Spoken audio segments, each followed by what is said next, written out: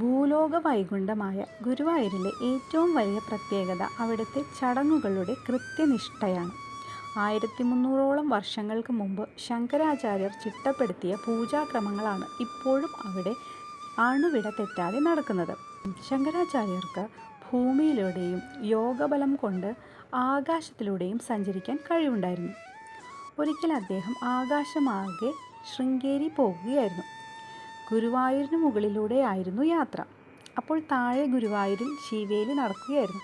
എന്നാൽ ശൈവ തേജസ്സായ ശങ്കരാചാര്യർ ഭഗവാനെ വണങ്ങാൻ കൂട്ടാക്കിയില്ല.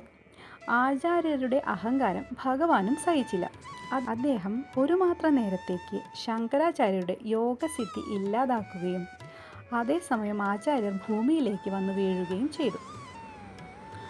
അതും ഗുരുവായൂർ വടക്കേ നട പന്തലിൽ ഭഗവാന്റെ ശിവേലിക്ക് മുമ്പിലേക്കാണ് വന്നു വീണതും ശങ്കരാചാര്യർക്ക് തൻ്റെ തെറ്റ് മനസ്സിലാകുകയും അവിടെ കിടന്ന് തന്നെ ഗോവിന്ദാഷ്ടകവും നാരായണ ജപവും നടത്തി ഭഗവാനോട് മാപ്പപേക്ഷിച്ചു.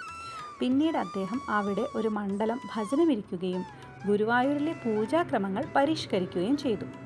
മണ്ഡലച്ചിറപ്പും അതിനുള്ളിൽ ഏകാദശിയും വരുന്ന രീതിയിൽ പൂജയും ഉദയാസ്തമന പൂജയുടെ ക്രമങ്ങളും എല്ലാം അദ്ദേഹം ചിട്ടപ്പെടുത്തി. അതിൽ പിന്നെ ആ രീതിയാണ് അവിടെ പിന്തുടരുന്നത്. ശങ്കരാചാര്യർ വന്നു വീണ സ്ഥലം വടക്കേ ശീവേലിപ്പുരയുടെ മുകളിൽ ഒരു ചെറിയ ദ്വാരമിട്ട് ഇപ്പോഴും അടയാളപ്പെടുത്തി വെച്ചിട്ടുണ്ട്. ശങ്കരാചാര്യരുടെ പ്രതിമയും ഇപ്പോൾ ആ ഭാഗത്തുണ്ട്. ഇപ്പോഴും ശിവേലി എഴുന്നള്ളിപ്പ് ഈ ഭാഗത്ത് വരുമ്പോൾ ശങ്കരാചാര്യർ അന്ന് വന്ന് വീണതിൻ്റെ സ്മരണയ്ക്കായി മേളം ഒരു നിമിഷം നിർത്തി ആ ഓർമ്മ പുതുക്കാറുണ്ട്. ഉത്സവകാലത്ത് ഭഗവാൻ പൊൻപഴുക്കാമണ്ഡപത്തിൽ ദർശനം കൊടുക്കുന്നതും ശങ്കരാചാര്യർ അന്ന് വീണ സ്ഥലത്ത് വെച്ചാണ്. വടക്കേ നടയിൽ വെച്ച് ഭഗവാനെ ദർശിക്കുന്നത് അതുകൊണ്ട് തന്നെ അതീവ പുണ്യമായി കരുതുന്നു.